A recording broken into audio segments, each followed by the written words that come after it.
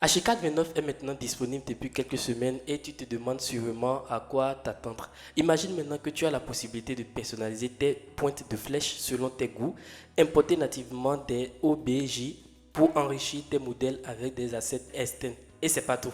Salut, moi c'est Ansem et sur cette chaîne on redécouvre ensemble le monde du BIM et du design à l'aide de l'intelligence artificielle. Si vous êtes nouveau ou nouvelle sur la chaîne, n'hésitez pas, il y a 4 actions à faire. En première, commencez par vous abonner parce que c'est comme ça qu'on va grandir ensemble. Mettez un like et cela va nous amener à avoir plus d'impact et l'algorithme de YouTube va recommander la vidéo à d'autres personnes.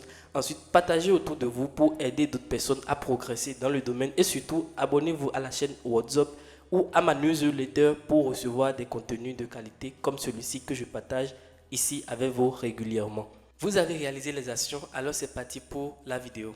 Bon retour à toi et bienvenue à nouveau dans la vidéo. L'attente pour Archicad 29 était là et l'éditeur a livré quelque chose de vraiment spécial, l'intelligence artificielle dans Archicad.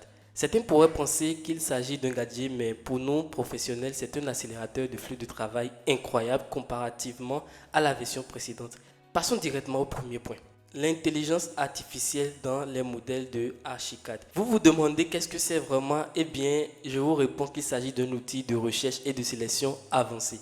Au lieu d'utiliser l'outil de recherche et de sélection et de décomposer les différentes options d'une méthode un peu plus compliquée, vous pouvez maintenant taper dans le chatbot IA que vous souhaitez afficher toutes les colonnes structurelles par exemple ou toutes les portes de plus de 82 cm de large et ça va directement sélectionner et afficher automatiquement ces éléments pour vous. Et comme résultat, je trouve que c'est un vrai gain de temps quand il s'agit de filtrer et d'isoler rapidement des éléments dans le modèle. Alors attention, bien que cette fonctionnalité soit pour le moment un outil spécifiquement formé sur le contenu Archicad, il se pourrait, entre guillemets, qu'elle n'a été formée que sur les normes britanniques UK standard pour le moment. Cependant, moi je trouve que c'est déjà une première pour l'avenir de l'intelligence artificielle dans Graphisoft Archicad. Passons maintenant au point 2, le futur de la documentation. Enfin, le véritable gain de temps dans Archicad 29 réside dans l'amélioration de la documentation essentielle pour nos projets. D'abord, nous pouvons désormais représenter les ouvertures dans les coupes et les élévations. Et c'est une fonctionnalité que les utilisateurs demandaient depuis l'implémentation de l'outil d'ouverture et sa présence accélère le flux de travail. Ensuite, pour tous ceux qui gèrent des projets de rénovation depuis des années, nous avons enfin la possibilité d'ajuster les marqueurs, sélection ou élévation en fonction du statut de rénovation, par exemple nouveau, existant ou démolition. Cela garantit une clarté essentielle dans les projets complexes. Enfin, nous avons une amélioration significative du formatage des tableaux et des plannings pour les utilisateurs qui exploitent Archicad pour l'exportation des quantitatifs pour leurs projets de construction. La possibilité de personnaliser les plannings signifie beaucoup moins de travail manuel et 2D. Et c'est un progrès très bienvenu. Et si vous êtes un utilisateur branché de l'outil Archicad, vous avez déjà sûrement rencontré ce problème-là lors de la personnalisation des tableaux et là, bim, vous pouvez tout faire comme cela est annoncé dans la mise à jour. Et dernier point, le point 3 que je nomme les gains d'efficacité au quotidien. Place au kick rotate. En fait, ils nous ont offert la rotation rapide et c'est incroyable. Quelle joie. Au lieu de devoir faire pivoter les objets manuellement, eh bien, vous pouvez simplement appuyer sur 3 touches et cela les fera pivoter automatiquement.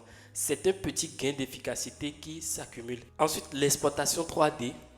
Et auparavant, lorsque vous importiez des images 3D dans votre ensemble de documentation, la résolution était par défaut de 72 dpi et ça, c'était impossible de passer dessus dans les versions précédentes de l'outil Archicad. Nous avons maintenant la possibilité de le changer et de l'augmenter selon nos besoins, ce qui est incroyable car nous pouvons obtenir des 3D de haute qualité exportés directement du modèle Archicad sans avoir à faire trop de travail supplémentaire.